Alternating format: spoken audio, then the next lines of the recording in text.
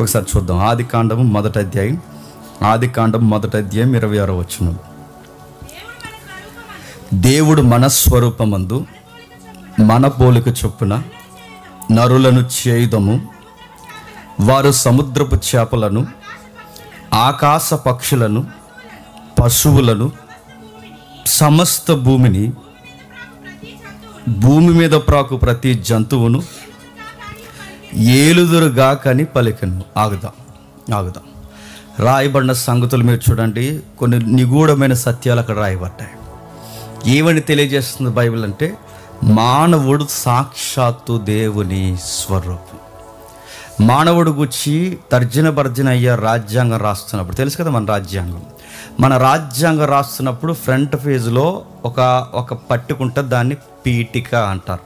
అందులో కొన్ని విషయాలు రాశారు. ఏమని రాశారంటే, ఒక సాటి మానవుడిని గౌరవించాలి, ఎదుటున్న నైబర్ని ఆనర్ చేయాలి. అంటే దేన్ని బట్టి గౌరవించాలి? మానవుల్లో ఈ రాజ్యాంగాలు రాయబడుతున్నప్పుడు పీఠికలు రాస్తారు. అంటే ప్రారంభపు మాట, ముందు మాట. రాజ్యాంగం ఇలా తెరిసిన వెంటనే ఆ మాట ఉంటుంది. అలా ఎలా గౌరవించాలి? డబ్బును బట్ట, రంగును బట్ట, వాడుకున్న పేరును బట్ట, దేన్ని బట్టి మనిషిని గౌరవించాలి? ఒకరికొకరి డిస్కషన్ జరిగింది. ఆ డిస్కషన్ మధ్య పీఠికలో ఒక మాట రాస్తారు. రాజ్యాంగ గ్రంథకర్తలు ఏమని రాశారంటే, మనిషిని డబ్బును బట్టో, రంగును బట్టో, దేన్నో బట్టి మనిషికి గౌరవం కాదు, ఆడు మనిషే గనక మనిషిగా గౌరవం వాడికి, అంతే. ఇక్కడ వరకు మాట్లాడింది రాజ్యాంగం. అంటే వాడు మనిషి గనక మనిషిగా గౌరవం, వాడికి డబ్బును బట్టి గౌరవం కాదు, పేరుని బట్టి గౌరవం కాదు, రంగును బట్టి గౌరవం కాదు, జెండర్ను బట్టి గౌరవం కాదు, వాడికి దేన్ని బట్టి గౌరవం అంటే వాడు మనిషి గనక మనిషిగా గౌరవం. దీనికి ఇంకొక ముందుకు అడుగేసి బైబిల్ ఏమందంటే, బైబిల్ మాట్లాడుతూ వాడు మనిషిగా గౌరవించిన కదా, వాడు సాక్షాత్తు దేవుని స్వరూపం. కానీ స్వరూపం మిస్ అయింది. అద్దం ముందు నిలబడినప్పుడు అద్దానికి ఎగ్జాక్ట్గా నేను కనబడాలి. బాగా వినండి. అద్దం ముందు నిలబడినప్పుడు అద్దం నన్ను అలా చూపించాలంటే నేను ఎలా ఉన్నాను, నా బొగ్గ మీద మచ్చ ఉంటే మచ్చ చూపించాలి, నా మీసం వంకరుంటే వంకర చూపించాలి, నా జుట్టు చెదిరినట్టు అంటే నేను ఎలా ఉన్నానో అలాగే చూపించాలి. దాన్ని ప్రతిబింబం అంటారు. బైబిల్ ఏమని వాడిందో తెలుసా? మానవుడు సాక్షాత్తు దేవుని ప్రతిబింబం. కానీ మానవుడు దేవుడిని చూపించట్లేదు. మానవుడు దేవుడిని చూపించాలంటే, నేను అద్దం ముందు నిలబడినప్పుడు అద్దం నన్ను ఎలా చూపిస్తుందో, నేను దేవుని తరపున ప్రతిబింబంగా ఈ భూమి మీద ఈ సృష్టిలో ఉన్నప్పుడు నేను సాక్షాత్తు దేవుడిని కనుపరచాలి. కానీ మిస్ అయ్యింది ప్రతిబింబం. ఏదో జరిగింది ప్రతిబింబం. ఏమైంది? ఎప్పుడైతే ఈ ప్రతిబింబాలు మిస్ అయ్యాయో, మానవ నాగరికత ఉప్పున ఒకేసారి డెవలప్ అయినప్పుడు, మానవులు మాట్లాడుకోవడం ప్రారంభించినప్పుడు, ఒక్కొక్క నాగరికతలో ఒక్కొక్కరు ఒక్కోలా మాట్లాడారు. ఏమని మాట్లాడారు? మానవులు మాట్లాడుకున్నది ఏంటంటే, మీరు ఎప్పుడైనా సరదాగా మెసొపొతేమియా దగ్గర నాగరికతలు ఉంటే, ఇప్పుడు కుకు ఎపంలో అన్నీ దొరుకుతున్నాయి, బుక్సే చదవాల్సిన అవసరం లేదు, ఆడియో నొక్కుంటే ₹10 వస్తుంది బుక్. కుకు యాపం దానికి ఏమి నేను అడ్వర్టైజ్మెంట్ ఇవ్వట్లేదు, మీరు చదవలేరు కనుక చెప్తున్నాను. ఆడెవడ కూడా నాది వెళ్ళదు, బుక్స్ దొరుకుతాయి అందులో.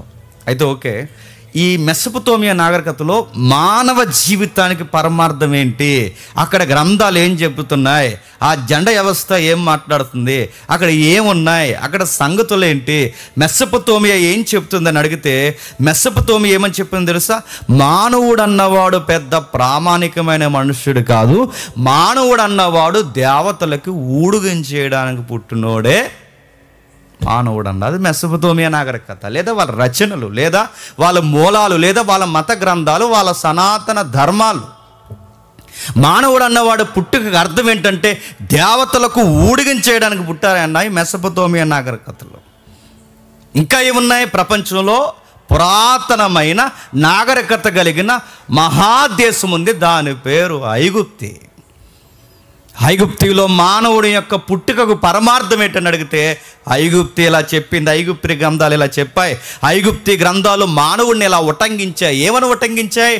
మెసొపొతేమియాకు పోతే మానవుడు అన్నవాడు ఊడిగించేయడానికి పుట్టాడు దేవతలు కానీ మెసొపొతేమియా నాగరికత చెప్పింది. ఇక్కడ మనం మాట్లాడుకుంటే ఐగుప్తి ఏం చెప్తుంది, ఐగుప్తి గ్రంథాలు ఏం చెప్పాయి? ఐగుప్తీ గ్రంథం ఏం చెప్పిందో తెలుసా? ఎక్కడో దేవత ఉందట, ఈ లోకాల ఆవలు ఎక్కడో పెద్ద దేవత ఉందట. ఆ దేవత తన పనులో తాను నిమగ్నమై అలా పని చేసుకుంటున్నప్పుడు ఆ పనులు అలిసి సొలసి ఆ దేవత ఇలా తలదించి పని చేసుకుంటున్నప్పుడు తన కంటిలో నుండి ఒక కన్నీటి బిందువు ఇలా కింద పడిందట. ఆ బిందువులో నుంచి మానవుడు ఆటోమేటిక్గా వచ్చేసాడట. ఇది Egypt philosophy, Egypt mythology. Egypt ఏం చెప్తుంది? ఇదిగో ఐగుప్తు ఏమని మాట్లాడుతుందో చూడండి. తన దేవత అంటే ఎవరో దేవత ఉంది, ఆ దేవత నీటి బిందువులోంచి కింద పడితే ఆ నీటి బిందువులోంచి పుట్టుకొచ్చిన వాడే మానవుడు. ఇది పెద్ద అనుకుని చేసిన కార్యక్రమం కాదు, అనుకోకుండా జరిగిపోయిన పుట్టుకే మానవ పుట్టుక అన్నారు. మెసొపొతేమియా ఊడిగం చేయడానికి అంటున్నారు. ఐగుప్తు ఏమందంటే ఇదిగో మెసొపొతేమియా ఎలాంటి ఐగుప్తు ఏమందంటే వాడు అనుకుంటే ప్లాన్ చేసి పుట్టించలేదు దేవతలు దేవుళ్ళు. ఆ దేవత కంట్లో నుంచి ఒక బట్టు రాలితే ఆ బట్టులోంచి ఉద్భవించిన వాడే మానవుడు అన్నారు. అంటే మన లైఫ్ అంత సీరియస్ పర్పస్ కాదంటే, ఈ మిథాలజీలన్నీ చదువుతుంటే అంత సీరియస్గా తీసుకోవాల్సిన విషయం కాదన్నట్టు చెబుతున్నారు. వాళ్ళందరినీ వదిలేయండి, మన దగ్గర వద్దాం. మన సనాతన ధర్మాలు ఏం చెప్పాయి? ఈ మాట అంటే ఇలా తగలడిపోద్ది, అయినా చెబుతున్నాను నేను. మన సనాతన ధర్మాలు ఏం చెప్పాయి? మన తలకాయ మన బొంద ఏం చెప్పలేదు. ఏం చెప్పే తెలుసా? మన పుట్టుకంత ప్రాముఖ్యమైనది కాదన్నట్టు ఎద్దేవా చేశాయి. దేవతలు ఉన్నారట, ఆ దేవతల్ని శాంతింప చేయడానికి బ్రాహ్మణులు ఉన్నారట, ఆ బ్రాహ్మణులకి వీళ్ళు ఇంకా వత్తాసు పలకడానికి క్షత్రియులు ఉన్నారట, వాళ్ళ కింద ఇంకెవరున్నారట? వయస్సులు ఉన్నారట, వాళ్ళ కింద ఎవరున్నారట? శూద్రులు ఉన్నారట. మరి మిగిలిన వాళ్ళు ఎవరట? ఇంక ఇలా బురద జాతి లెక్కల్లోనే లేరట. ఈ అప్ అండ్ డౌన్స్ ఎందుకు చెప్తున్నారు? బాగా వినండి. అంటే దేవతలకు మళ్ళీ దేవతల్ని సంతోషింపజేయడానికి మళ్ళీ ఒక అప్పర్ క్యాస్ట్, ఆ అప్పర్ క్యాస్ట్ను మళ్ళీ హైలైట్ చేయడానికి మళ్ళీ పరిపాలించి ఇంకొక అప్పర్ క్యాస్ట్, ఆ అప్పర్ క్యాస్ట్ను మళ్ళీ వాళ్ళకి ఊడుగుని చేయడానికి మళ్ళీ వ్యాపారవేత్తలు, తెలుసు కదా. ఆ వ్యాపారవేత్తల కింద మళ్ళీ శూద్రులు, అంటే అన్ని మిక్స్డ్ అయిపోయిన ప్రజలు అనమాట. అంటే వీళ్ళు ఒకరినొకరు జయకొట్టాలి. కిందోడేమో ఈడికి జయకొట్టాలి, ఈడేమో ఆడికి జయకొట్టాలి, ఆడేమో ఆడికి జయకొట్టాలి. అందరూ కలిసి దేవతలకి జయకొడతారు. అందుకే పుట్టామంట. ఇంకా మన పుట్టిక అంత సీరియస్ ఏం కదంటే కాదు. మీరు మాకు ఊడిగం చేయండి, మేము పైనోడికి ఊడిగం చేస్తాం, ఆడు పైనోడికి ఊడిగం చేస్తాడు, వీళ్ళందరూ కలిసి ఇంకా పైన ఉన్నారు, అది దేవతల సమూహం, ఆ దేవతలకు మనం ఊడిగం చేస్తామన్నారు. చూసారు, ఇదే చెప్పారండి. ఏ గ్రంథాలకు పొండి, ఎక్కడికి పొండి, ఇవే మాట్లాడాయి. మానవ పుట్టుక అంత సీరియస్గా ఏం మాట్లాడలేదు. మానవ పుట్టుకను కూర్చి అంత ధృవీకరణ ఏది అంతగా నొక్కరే నువ్వు ఇంతకు పుట్టావురని చెప్పింది ఎక్కడా లేదు. మిస్ అయిపోయింది, పర్పస్ మారిపోయింది. మానవుడు అన్నవాడు ఎందుకు జీవిస్తున్నాడో తెలియదు, ఎందుకు పోతున్నాడో తెలియదు. వాడి పుట్టుకుని చెప్పకుండా మరుగు చేసి పడేసాయి ఈ పుక్కిట పురాణాలు, మెథాలజీలు. సైన్స్ ఏం చెప్పింది? మెసొపొతేమియా ఒకటి చెప్పింది, ఐగుప్తి ఒకటి చెప్తుంది, సనాతన ధర్మాలు ఒకటి చెప్తున్నాయి. సైన్స్ ఏం చెప్పింది? మీ తాత కోత అని చెప్పింది, మన ముత్తాత ఇంకో పెద్ద కోత అని చెప్పింది. అదే కదా మనకు చెప్పింది. నో అలా కాదు, డార్విన్ థియరీ మాత్రమే, అంతేమీ లేదు, అంత సీరియస్గా ఆలోచించకండి, మనం చేపల నుంచి వచ్చామని ఒక సైన్స్ చెప్పింది. ఎక్కడో శీతల ప్రాంతాల్లో ఉద్భవించాము, ఏకగణ జీవులుగా బహుగణ జీవులు అయ్యామని ఇంకో సైన్స్ చెప్పింది. లేదు కొంచెం డౌట్ఫుల్గా ఉంది, వేరే జన్యువుల నుంచి ఎక్కడి నుంచి ఉత్పత్తి జరిగిందని రకరకాలు చెప్తున్నారు తప్ప ఒక్కర తినంగా మన పుట్టుకను గురించి చెప్పారు. అందుకే మన మూలాలు ఏంటో, మన ఆరిజిన్ ఏంటో మనకు తెలియకపోతే మనం ఎలా బతకాలో మనకు తెలియదు, ఎందుకు బతుకున్నామో తెలియదు, ఎందుకు రాత్రులు అవుతాయో తెలియదు, ఎందుకు పగలవుతుందో తెలియదు, ఎందుకు తింటామో తెలియదు, ఎందుకు పని చేస్తామో తెలియదు, ఒక రోజు వయసు అయిపోయి ఎందుకు చేస్తామో తెలియదు. ఎందుకు తెలుసా? నీ మూలం ఏంటో నీకు తెలియకపోతే నువ్వు ఎందుకు బతుకుతావు నీకు తెలియదు. మన మూలాలు తెలియాలి. సైన్స్ సరిగా చెప్పలేదు, శాస్త్రం సరిగా చెప్పలేదు, మిథాలజీలు సరిగా చెప్పలేదు, ఏది మనకి సరిగ్గా అందించలేదు. మరి ఎలా అంటే ఒక్కొక్కడు ఒకటి చెప్పాడు, నువ్వు బానిస. ఏ మతాన్ని కదపండి, మెసొపొతేమియా బానిసలు అంది, ఐగుప్తి బానిసలు అంది, సనాతన ధర్మాలు మానవుని పుట్టుక ఒకడికి ఒకడు బానిస అంది. కానీ ఒకే ఒక్క బైబిల్ చెప్పింది, వీడి బానిస కాదు, సాక్షాత్తు దేవుని స్వరూపం. వీడు బానిస కాదు, సాక్షాత్తు దేవుని స్వరూపం, నువ్వు గాడ్స్ ఇమేజ్. అలాంటి బరువైన మాట బైబిల్ వాడింది. నేను దేవుని స్వరూపం. దేవుని స్వరూపం అంటే ఈ ప్రకృతిలో దేవుణ్ణి ప్రతిబింబింప చేయడానికి నేను ఉన్నాను. దేవుణ్ణి కనుపరచడానికి ఉన్నాను. నా తండ్రి అయిన ఆదాము పుట్టుకైనా, నా తల్లి అయిన ఆదాము పుట్టుకైనా, ఎవరి పుట్టుకైనా మా పుట్టుక మూలాలు ఈ ప్రకృతిని శాసించే మూలాలు. ప్రకృతిలో ఎక్కడా లైఫ్ తగ్గకుండా ఏలే తత్వం మాది. మిస్ అయిపోయాం. ప్రకృతిని ఏలో కనబడుతున్న జీవులు ఇదిగో సముద్రంలో ఎగిరే పక్షులు ప్రతి దానిని ఆదామును వేలాలన్నాడు. ఏలిక కింగ్ వర్షిప్ ఉండేది మనకంటే రాజుల ఆరాధనతో ముడిపడే ఒక చక్కటి పరిపాలన ఉండేది. పోయింది. చేయాల్సిన పని చేయకుండా, జరిగించాల్సిన పని జరగకుండా, దేవుణ్ణి ప్రతిబింబింప చేయకుండా చెడ్డ మాటలు, చెడగొట్టే మాటలు, సాతానుగాడి మాటలు విన్నారు మొదటి దంపతులు. మీరు వినండి, నేను సెమినార్లో చెప్తాను వీళ్ళ గురించి. లైఫ్ అనేది, ఫ్యామిలీ అనేది ఎలా డిస్టర్బెన్స్ అయిపోయిందో వీళ్ళ గురించి సెమినార్లో మనం మాట్లాడుకుందాం. సాతానుగాడు వచ్చి ఒక మాట మాట్లాడాడు. ఏమన్నా తెలుసా? ప్రతిబింబం కాదు, ఏమీ కాదు, ఒక పని చెప్తాను. నువ్వు ఎలా గొప్పడు అవుతావంటే, బాగా వినండి, నువ్వు ఎలాగూ గొప్పడు అవుతావంటే ఈ పని చేస్తే నువ్వు దేవుడు అయిపోతావు అంతే. ఏమంది? నువ్వు ఈ పని చేస్తే, బాగా వినండి, బైబిల్ అర్థమైన వాళ్ళకి టక్కన పట్టుకుంటారని, అర్థం కాని వాళ్ళు ఎర్రగా మీలాగే నా వైపు చూస్తారు. టక్కన పట్టుకుంటారు, అర్థమైన నడుతున్నాను. సాతాను కూడా చాలా లాజిక్ ఉపయోగించాడు. ఏమంటే, మీరు ఈ పని చేస్తే దేవుళ్ళు అయిపోతారు, మీరు ఈ పని చేస్తే దేవతలు అయిపోతారు. నడుతున్నాను. పనిని బట్టి దేవుళ్ళం అవుతామా? దేవుళ్ళం గనక పనికి వాల్యూ పెరుగుతుందో చెప్పండి. మళ్ళీ చెప్తున్నాను, దేవుడని నేను డిసైడ్ చేయట్లేదు, ఒకసారి మళ్ళీ జాగ్రత్తగా వినండి. పనికి నన్ను బట్టి పనికి వాల్యూ రావాలి. మరలా నన్ను బట్టి పనికి వాల్యూ రావాలి తప్ప నా పనిని బట్టి నాకు వాల్యూ కాదు. బైబిల్ అదే చెప్తుంది.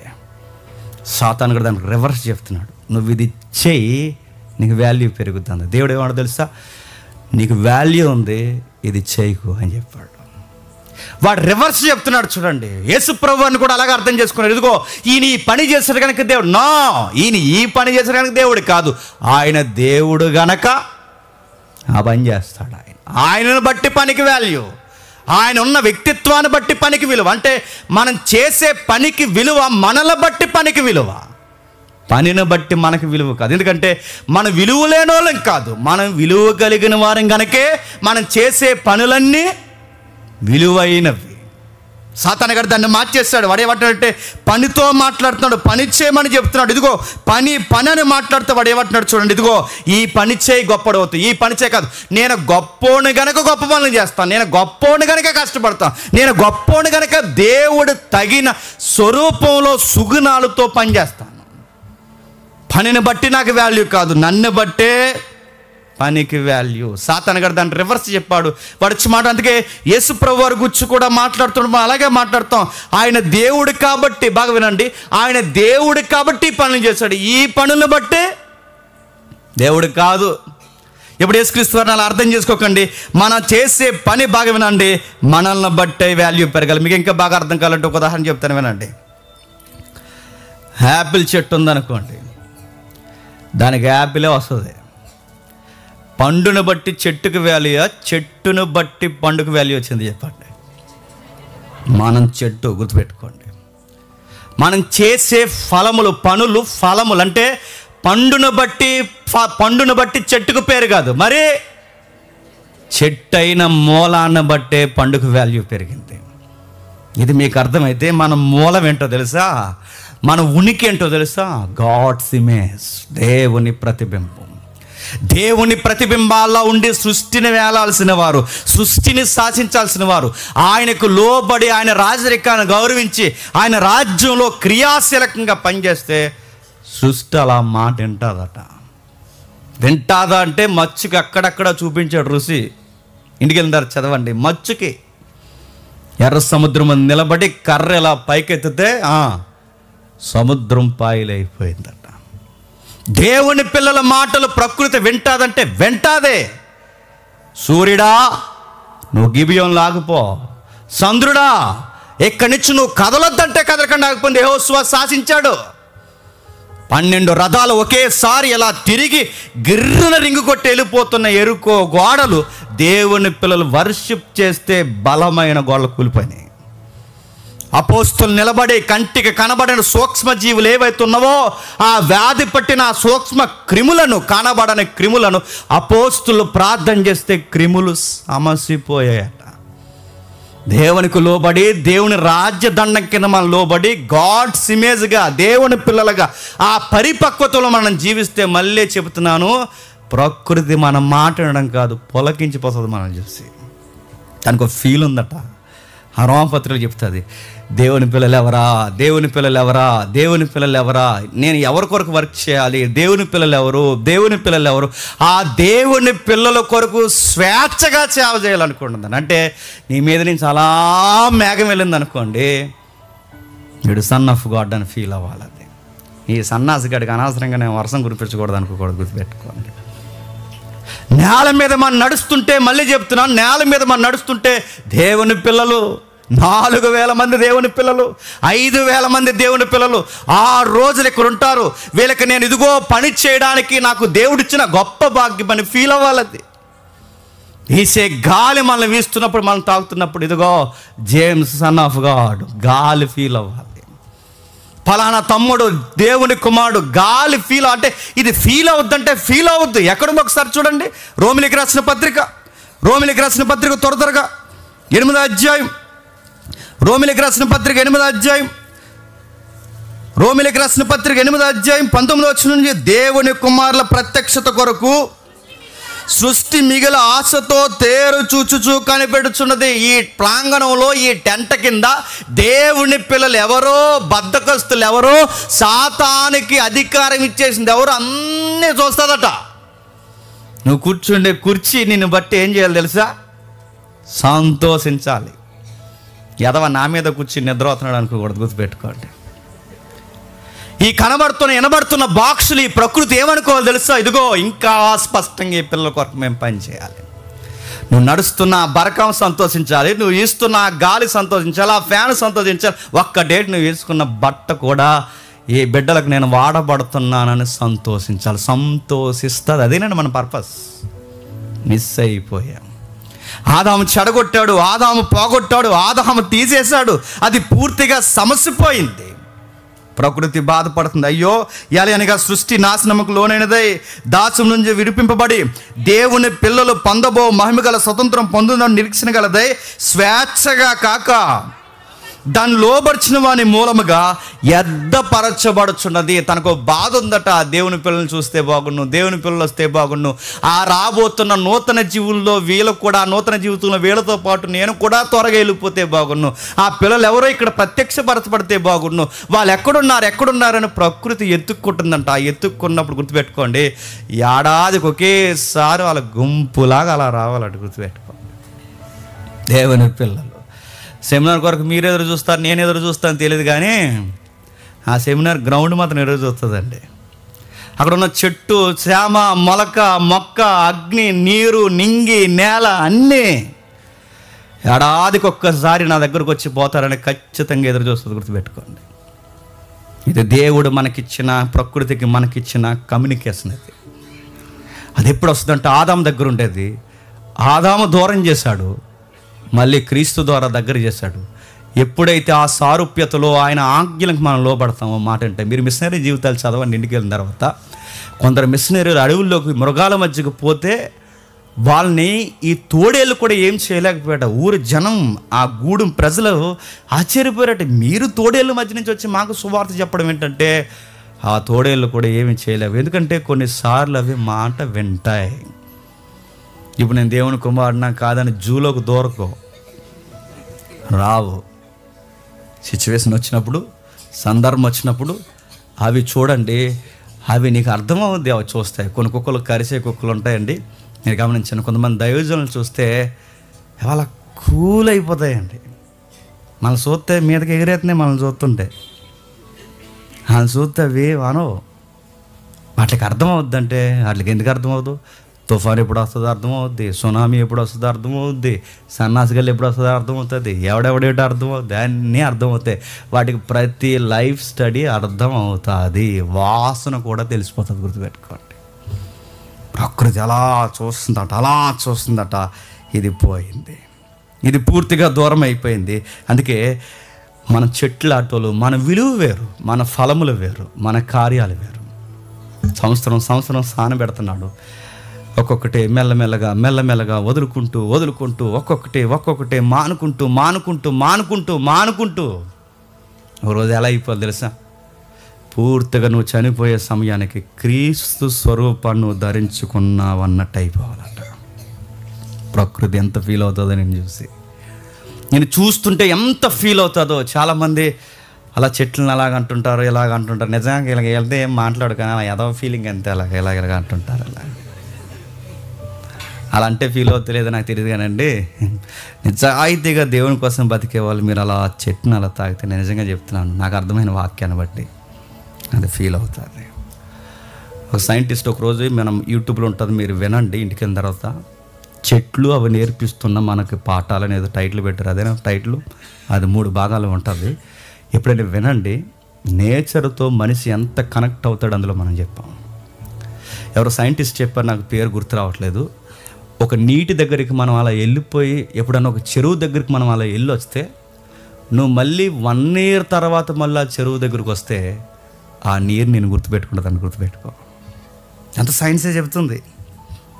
ఇది 50 క్రితం పలానా రోజు పలానా టైంలో నా దగ్గరకు వచ్చి కనబడి వెళ్ళిపోయాడు, నీ బొమ్మ అలా గుర్తుపెట్టుకుంటుంది. అది చెరువు దగ్గర సన్నాసి పనులు చేయకండి, అది చూస్తుంది.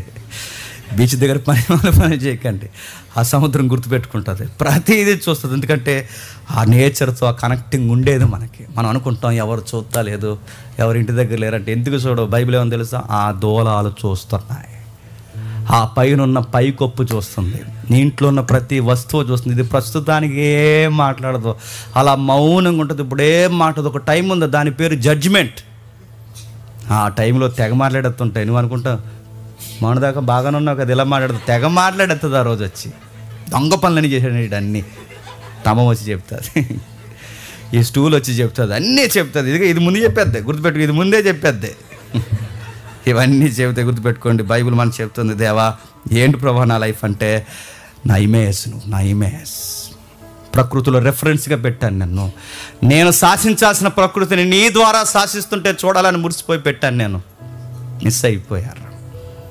ఏమైపోయిందంటే కాలం గడిచింది, రాజ్యాలు ఉద్భవించే, రాజుల పరిపాలన వచ్చింది, బానిసర్కం పెరిగిపోయింది, దేవతలు దేవుళ్ళు పరిపాలన ఎక్కువైపోయింది. ఇలాంటి టైంలో ఎలా ప్రభువా మా ఇమేజ్ ఏంటని ఒక్కడు చెప్పేవాళ్ళు లేడు, కనుపరిచేవాళ్ళు లేడు, చూపించేవాళ్ళు లేడు. మానవుడుగానే ఉండిపోయాడు. మానవుల్లో ఒక దైవ కోణం ఉందని చూపించే నాదుడు లేడు. అలాంటి టైంలో సరిగ్గా ఒక ఇమేజ్ ఇళ్ళలోనికి వచ్చింది. ఆ ఇమేజ్ పేరు నజరేయుడైన యేసుడు. ఆయన రాకముందే ఆయన ఇమేజ్ ఎలా ఉండబోతుందో ప్రవక్త దద్దరెళ్ళిపోయే మాటలు రాశాడు. పాలిటిక్స్ని ముడిపెట్టి, రాజకీయాన్ని రంగరించి, సమకాలీన ఆ ఒత్తుళ్ళు యుద్ధాలు రంగరించి ఆయన వాడిన పదాలు చూస్తే చరిత్రకు బరివెక్కువైపోయే పదాలు రాశాడు. అరే మానవుడా, నీ పర్పస్, నీ ఇమేజ్ ఏంటో దేవుడే చూపించడానికి రాబోతున్నాడు చూడు అని ఒక అధ్యాయం కేటాయించాడు. చూడండి ఒకసారి యెషయా గ్రంథం 9వ అధ్యాయం ముగించేద్దాం. యెషయా గ్రంథం 9వ అధ్యాయం మొదలు వచ్చి నుండి, యెషయా గ్రంథం 9వ అధ్యాయం మొదలు వచ్చి నుండి, ఆయనను వేదన పొందిన దేశము మీద పూర్వకాలమున దేశాలు ఎలా ఉన్నాయట? వేదనతో ఉన్నాయట, మబ్బులు పట్టున్నాయట. ఇంకా ఎలా ఉన్నాయట? సముద్ర ప్రాంతమున అనగా యోర్దాను అద్దరున్న అన్యజనులు గలిలయ దేశంలోని మహిమ కలదానిగా చేయబోవడానికి ముందు చీకటిలో ఉన్నాయట, జనాలకి వెలుగు లేదట, మరణఛాయలు ఉండిపోయారట, దేశ నివాసులకు ఏమాత్రం వెలుగు లేదట. 3వ వచనంలో సంతోషం లేదట. ఇంకా కింద చెప్తున్నాడు, కోతకాలంలో మనుషులు సంతోషించినట్లు, దోపుడు సొమ్ము పంచుకున్నట్లు సంతోషం వాళ్ళకి లేదు, వారిని సన్నిధిని సంతోషించున్నారు. అయితే ఒక కార్యం చెప్పాలి, మిథ్యాన దినము జరిగినట్లు వాని బరువు కాడిని నువ్వు విరిచి ఉన్నావు, వారి మెడను కట్టు కర్రను వాని తోలు వాని కొరడాలను విరిచి ఉన్నావు. అంటే తోలేస్తున్నారు, ఏలేస్తున్నారు, రుద్దేస్తున్నారు. అంటే సాటి మనిషిని మనుషుడే పరిపాలిస్తున్నాడు. యుద్ధపు సందడి చేయి యోధులందరూ జోళ్ళు రక్తములో పొర్లింపబడి వస్త్రములో అగ్నిలో వేయబడి దహింపబడి, అంటే వాళ్ళ కొరడాలు రక్తంతో తడిచాయి, వాళ్ళ ఆయుధాలు రక్తంతో తడిచాయి, వారి చెప్పులు రక్తంతో తడిచిపోయాయి, వాళ్ళు దహించి అగ్నిగా మారిపోయారు. అయితే ప్రభువా, ఇలాంటి గడియలలో ఇలాంటి యుద్ధ వాతావరణంలో ఈ ప్రపంచం ఎంతకి ఇలా తయారైంది, ఇది బొగ్గమని మానవ నాగరికత ముగిసిపోక ముందే మానవుడి విలువ ఏంటో నువ్వు చూపించడానికి ఒక ఇమేజ్ని పంపించావు. ఆ ఇమేజ్ ఏం చూపిస్తుందో తెలుసా? అనగా మనకు శిశువు పుట్టెను, మనకు కుమారుడు అనుగ్రహింపబడు, ఆయన భుజం మీద రాజ్యభారం ఉండెను, ఆశ్చర్యకరుడు, ఆలోచనకర్త, బలవంతుడైన దేవుడు, నిత్యుడగు తండ్రి, సమాధానకర్త యొక్క అధిపతి అని అతనికి పేరు పెడు. బాగా వినండి, ఒక క్వశ్చన్ అడిగి ముగిస్తాను, బాగా వినండి. ఏం చెప్తున్నాడండి? ఏం చెప్పాలనుకుంటున్నాడు? ఈయన మానవుడా దేవుడా? ఆయన మానవుడా దేవుడు అంటే మానవుడా నాగపోక ఆయన ఎవరో తెలుసా? ఆశ్చర్యకరుడు, ఆలోచనకర్త, బలవంతుడైన దేవుడు, నిత్యుడగు తండ్రి, మనిషి ఆకారంలో కనబడుతున్న గాడ్స్ ఇమేజ్. అదే మనం మిస్ అయిపోయాం. ఏముండేదో తెలుసు మనకి? ఇదిగో బంధకాలు ఎక్కువైపోయి మనుషులే తొక్కుకుంటున్నప్పుడు మానవుడు అన్నవాడు ఏం కోల్పోయాడో మనకు చూపించడానికి దేవుడే దీనుడుగా మానవ ఆకారంలో ఎలలో సంచరించి అన్నాడు, నీలో ఉండాల్సినవి ఏ గుణగణాలే పోయాయి అన్నాడు. ఆశ్చర్యకరుడు, ఆలోచనకర్త, నిత్యుడగు తండ్రి, సమాధానకర్త అంటే ఈయన చూస్తుంటే మానవ ఆకారంలో దేవుని స్వరూపంలో మానవ ఆకారం, రెండు కలిస్తేనే నజరేయుడైన యేసుడు. ఇది పోయింది. అందుకే ఆదాము పోగొట్టింది.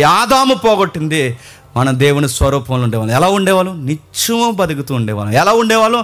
ఆశ్చర్యకరంగా ఉండేది. ఎలా ఉండేవాళ్ళం? మనం ఆలోచన అంటే ఎవరు చెప్పకముందే ఏం జరిగిందో ఆలోచన కార్యాలు కలిగి ఉండేవాళ్ళం. ఇన్ని కార్యాలు మనకుండే. ఇప్పుడు పోయింది అదంతా. మళ్ళీ అది ఎలా వస్తుంది ప్రభా, ఎప్పుడు వస్తుంది ప్రభా అంటే 25 క్యాలెండర్ వస్తే రాదు, 26 క్యాలెండర్ వస్తే రాదు. మరి ఎలా వస్తుంది? మళ్ళీ ఆదాము చెడగొట్టింది, గుర్తుపెట్టుకో. ఆదాము చెడగొట్టింది. ఈ కడపటి ఆదాము దగ్గరకు వస్తే చెప్పండి, అప్పుడు నీకు ఆ ఇమేజ్ వస్తుంది. మళ్ళీ ఆ ఇమేజ్ మనకు వస్తుంది. ఎప్పుడు వస్తుంది? ఈ ఆదాము ద్వారా పోయింది, ఈ ఆదాము దగ్గరకు వస్తే మనకు వస్తుంది. ఆయన గురించి రాసిన మాటలు ఎంత విచిత్రంగా ఒక వ్యాఖ్యానం రాశారు, నాకు భలే అనిపించింది. నేను మార్చకుండా చదువుతున్నాను, ఒకసారి వినండి.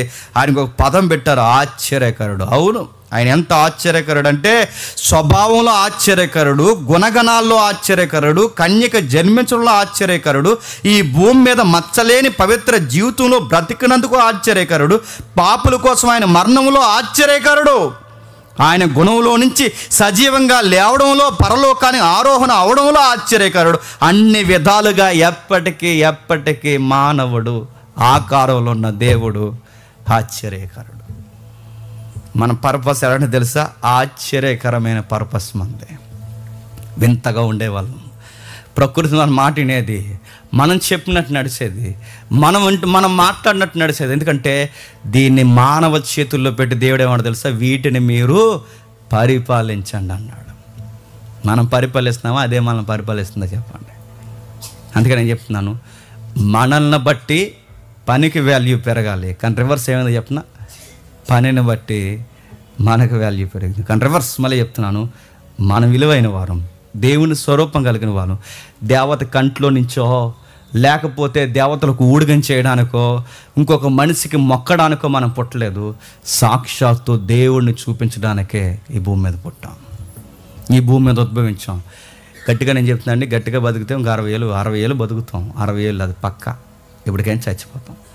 ఈ చచ్చిపోయే లోపు ఒక గోల్ పెట్టుకోండి, నా లైఫ్లో దేవుని యొక్క గుణగణాలు చూపించి చచ్చిపోవాలని గోల్ పెట్టుకోండి. అలానే చచ్చిపోవాలండి. నేను ఎవరు గుర్తించకపోయింది, ఎందుకంటే ఎలా చచ్చిపోతాం? మీరు అనుకుంటారు మేమేం చచ్చిపోయాం అనుకోకండి. మొన్న ఫేస్బుక్లో ఈ రిలయన్స్ వాళ్ళ అబ్బాయి అనంత్ అంబానీ అన్నారు కదండి. ఈ అనంత్ అంబానీకి పెళ్ళైన తర్వాత ఈ జంట బయట తిరుగుతుంది. ఈ బయట తిరుగుతుంటే వెనకాల నుంచి ఎవరో ఫోటో తీశారు. ఆ వెనకాల నుండి ఫోటో తీస్తే ఆ అబ్బాయికి ఇక్కడ తల లేదు. ఈ తల లేకపోతే వెనకాల తల లేని ఫోటో పెట్టారు. కింద కామెంట్లు పెట్టారు, అరే ఇన్ని కోట్లు ఉన్నవాడికి బొచ్చు ఊడిపోతే బొచ్చు ఎట్టుకోలేకపోయాడు. ఎవడరా ఆ నూనె రాసుకుంటే బొచ్చు వస్తుంది అన్నది. ఆ నూనె ఏదో వస్తుంది కదా, ఇలా వచ్చేస్తుంది ఈ మధ్య. బాధపడి జుట్టు ఊడిపోయిన వాళ్ళు అందరూ అన్నారు, ఎవడరా అది చెప్పింది? అనంత అంబానీకే దిక్కులేదు జుట్టు ఊడిపోతే. ఎవరు చెప్తున్నా? అనంత అంబానీకే బొచ్చు కాపాడుకోలేకపోతున్నాడు, అనంత అంబానీ ఆరోగ్యం కాపాడుకోలేకపోతున్నాడు. అవుతున్నాను, కోట్లు, పరపతి, అధికారాలు ఇవేమీ కాదండి. ఎవరు గాడ్స్ ఇమేజ్ గుర్తుపెట్టుకో. చచ్చిపోయేలోపు దేవుడండి మా ఊరిని ఎదురు వెళ్ళిపోయాడండి. సాక్షాత్తు దేవుడి కుమారుడు అండి, మంచోడండి. ఎక్కడుంటే అక్కడ సమాధానకరంగా ఉండేదండి. వాడున్నప్పుడు ఏటోనండి ఒక తెలియని సమాధానం, వాడున్నప్పుడు ఏటోనండి తెలియదు ఒక విధి విధానాలు బాగుండేవండి అని చెప్పుకోవాలి. దరిద్రం వదిలిపోయిందండి చచ్చిపోయాక అనకూడదు, గుర్తుపెట్టుకోండి. ఊరికి సేడ వదిలిపోయింది అనకూడదు. మనం వెళ్ళిపోతే మన లోటు కనబడాలి. అది సంఘంలో అయినా, సమాజంలో అయినా, స్నేహంలో అయినా, కుటుంబంలో అయినా. వాడు ఉంటే లెక్క వేరండి, వాడు లేడండి. ఆ లోటు కనబడాలి. అది ఎప్పుడు కనబడుతుంది చెప్పినా? నువ్వు దేవుని ఇమేజ్ని కనపరిచినప్పుడు, దేవుని యొక్క ఆ యొక్క సుగుణాన్ని, ప్రతిబింబాన్ని. ఇప్పుడు మళ్ళీ అడుగుతున్నాను, అద్దం ముందు నిలబడితే నేను కనబడుతున్నాను, మరి దేవుడు నాలో దేవుని గుణగణాలు నాలో ఎంత కనబడట్లేదంటే నేను ఎవరి ముందు నిలబడట్లేదు చెప్పండి. అది ఆయన ముందు నిలబడండి, ఆయన్ని ప్రతిబింప చేయండి, ఆయనతో ఉండండి, ఆయన మాటలు వినండి, ఆయన గురించి పాడండి, ఆయన గురించి నలిగిపోండి. ఆయనతో ఎంత సహవాసం చేస్తే మీ ముఖంలో, మీ జీవితంలో అంత స్పష్టంగా దైవత్వాన్ని, దైవ గుణాన్ని ఈ సమాజం చూడగలదు. 40 రోజులు అలా మాట్లాడి కొండ దిగలా వచ్చాడట, చూడలేకపోయారట. మోసే ముఖాన్ని చూడలేకపోయారట, మోసే జీవితాన్ని చూడలేకపోయారు. ఎందుకంటే సహవాసంలో 40 రోజుల నుండి కిందకు వచ్చేసరికి చూడలేకపోయారు. మీ ముఖం అలా మెరిసిపోద్దని అంటలేదు, కానీ మీ మాటలు, మీ తీరు, మీ నడవడిక, మీ నిర్ణయాలు బయట వాళ్ళకి ఎలా ఉంటుందో తెలుసా? ఏంట్రా ఇలా ఎంత డిఫరెంట్గా ఉంటారంటే వాళ్ళకి అర్థం అవ్వాలి, మనం గాడ్స్ ఇమేజ్, దేవుని యొక్క ప్రతిబింబాలు. ఈ మురుక్కాల పనులు, ఈ పనికి మాలిన పనులు, ఇలాంటి చీకటి పనులు కాదు మన జీవితం. మన జీవితం ఏంటో తెలుసా? గుర్తుపెట్టుకోండి. మురుక్కాల పనులు అంటే మీకు అర్థం, ఇంకా డీటెయిల్గా నేను అడగను, మళ్ళీ ఎవరినన్నా అనుకోకండి. పనికి మాలిన పనులు చాలా గతించిపోయినాయి. మన దేవుని స్వరూపం. ఈ 2025లో మీ గోల్ ఏంటంటే ఒక ఇల్లు కట్టాలి కాదు, మీ గోల్ ఏంటంటే జాబ్ కొట్టాలే కాదు, మీ గోల్ ఏంటి ఏదేదో కాదు, పెళ్లి చేసుకోవాలి, పిల్లలు కనాలి, తర్వాత ఇవి. ఈ 2025లో మీ గోల్ ఏంటి చెప్తున్నా? ఒక్కరు కూడా నన్ను ఏమనకూడదు, ఒక్కరితో కూడా నాకు గొడవ ఉండకూడదు. ఒక రోజుకి ఏడాది నేను పుంజుకుంటూ ఒక రోజుకి నా దేవుడు కోరుకున్న ఆ స్వరూపాన్ని నేను చూపించాలి. ఎలా వస్తుందంటే యేసుక్రీస్తుని చూస్తూ వస్తుంది. యేసుక్రీస్తులో ఏముంది? ఆయన చూడు, ఒక మాదిరి ఉంచి వెళ్ళిపోయాను. ఏం మాదిరి? ఎలా మాట్లాడాలో మాదిరి ఉంది, ఎలా నడవాలో మాదిరి ఉంది, ఎలా ప్రార్థించాలో మాదిరి ఉంది, ఎలా సేవ చేయాలో మాదిరి ఉంది, ఎలా జరిగించాలో మాదిరి. ఒక్కటేంటి? సర్వ పరిపూర్ణత, దైవత్వం యొక్క సర్వ పరిపూర్ణత క్రీస్తునందు గుప్తమై ఉంది. ఆయన ఫాలో అయిపో, క్రీస్తు స్వరూపం నీ యందు ఏర్పడుతుంది. ఆదాము పోగొట్టిన మళ్ళీ క్రీస్తు ద్వారా మనం సంచరించుకుంటూ ఒకరోజు పరిపూర్ణమైన స్థితిలోకి వస్తాం. ఆదాము పోగొట్టిన జీవితం మళ్ళీ త్వరలోనే మనందరికీ రాబోతుంది. అది మీకు కావాలి అంటే మళ్ళీ చెప్తున్నాను, జీవితంలో దేవుని కొరకు చేసేవి కొన్ని ఒకటి ఉంటాయి. అవి చేయాల్సినవి చేయండి, జరిగించాల్సినవి జరిగించండి, మార్చుకోవాల్సినవి మార్చండి. ఇలాంటి సహవాసాలు ఏమంటే ఎగ్గొట్టి తిరక్కండి. ముఖ్యంగా సభలు కానీ, దైవ సహవాస కూడికలు కానీ, ఇంట్లో జరుగుతున్న గృహ కూడికలు కానీ ఏ ఉంటే అవి అలవాటు చేసుకోండి. ఆ స్వరూపం మీకు వస్తుంది. చాలామంది అడుగుతున్నారు, అన్న నేను ఇలా వస్తున్నాను కానీ ఇంకా నేను మారలేకపోతున్నాను, నేను మారలేకపోతున్నానంటే నేను గతంలో చెప్పాను, ఆ చర్చలో ఒకటి మళ్ళీ మీకు చెప్తున్నాను. నువ్వు ఎందుకు మారలేకపోతున్నావు చెప్పినా? లింగుమని ఇక్కడ ఒక గంట గడిపి వెళ్ళిపోతావు. నువ్వు ఎలా మారిపోతావు? నువ్వు సోమవారం నుండి శనివారం వరకు నువ్వు చెత్త అంతా వింటావు, సోమవారం నుండి శనివారం వరకు దరిద్రం అంతా వింటావు, సోమవారం నుండి శనివారం వరకు చెత్త మాటలు ఎదవలతో, పనికిమాలి ఎదవలతో, సన్నాసిగాలతో అంతా నీకు సహవాసం. ఇప్పుడు వచ్చి ఒక గంట విని దేవుడు నన్ను మార్చట్లేదంటే నేను ఎలా మారుస్తాడు? నువ్వు మార్చాలంటే గుర్తుపెట్టుకో, దేవుడు నేను మార్చాలంటే గుర్తుపెట్టుకో. నువ్వు ఎక్కడ ఎలా వింటున్నావు? ఇంటికి వెళ్ళిన తర్వాత వాక్యాలు విను, ఆ పాటలు విను, ఆ దైవికమైన స్వరాలను విను, ఆ సహవాసం ఎక్కువగా. మన మైండ్కి ఉండే గుణం ఏంటి చెప్పినా? మనం ఎక్కువ ఏది తింటామో, ఏది చేస్తామో అదే ఆలోచిస్తుంది. 3 గంటలు సినిమా చూసిన వాళ్ళు చూసారా? అచ్చో ఆ హీరోలా మాట్లాడుతుంటాడు వాడు, ఆ మాట మారిపోతుంటాడు, నడక మారిపోతుంటుంది, అలా నడుస్తుంటాడు. ఎందుకంటే అలాగైపోయాడు. ఎందుకు అలాగైపోయి ఆ మైండ్ అలా సెట్. మైండ్కి ఉండే గుణం అది, మైండ్కి ఉండే గుణం. నువ్వు ఎక్కువ ఏది చేస్తే, నువ్వు ఎక్కువ ఏది తింటున్నావో అదే చేస్తుంది. నువ్వు ఎక్కువ దేవుళ్ళు ఉండి, ఎక్కువ బైబిల్ చదివి, దేవుని కొరకు ఎక్కువగా ఏదైతే నువ్వు పెనుగులాడుతున్నావో నీ మైండ్ కూడా అదే బిహేవ్ చేస్తుంది. నీ మైండ్ దేవుళ్ళో నానాలి, నీ మైండ్ సెట్ ఎక్కువ దేవుళ్ళలో పెన వేసుకోవాలి. అప్పుడు నువ్వు చూస్తావు, ఆశ్చర్యపోతావు. నువ్వు ఆశ్చర్యం ఎంత కలుగుతుందంటే, నువ్వు ఎవరు అది మాటల్లో సైంటిఫిక్గా ల్యాబుల్లో మనం వివరించలేము, కానీ ఖచ్చితంగా నేచర్తో నువ్వు కనెక్ట్ అవుతావు. ప్రకృతికి దేవునికి నీకు ఒక అవినాభావ సంబంధం ఏర్పడుతుంది. దేవునితో నువ్వు చాలా ఆనందంగా గడుపుతావు. ఏమి లేకపోయినా ఒక తృప్తి లోపల ఉంటుంది, ఒక ధైర్యం ఉంటుంది. ఆ ధైర్యం నువ్వు అనుభవిస్తావు. ఆ ధైర్యం దేవుడు మీ అందరికీ అనుగ్రహించును గాక.